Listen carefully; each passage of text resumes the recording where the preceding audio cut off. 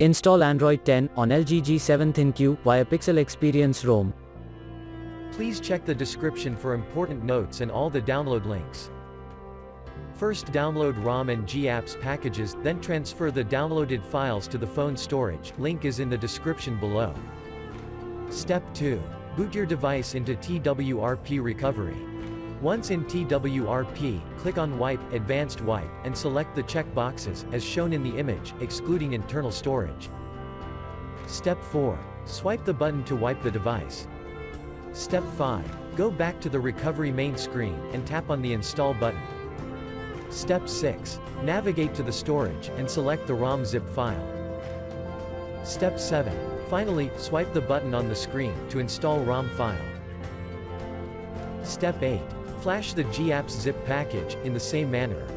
Step 9. After GApps flashing completes, select Wipe Cache and Dalvik from bottom left side of screen, and swipe to wipe. Step 10. When the flashing process is complete, hit Reboot System. That's it, you have successfully installed the ROM on your device.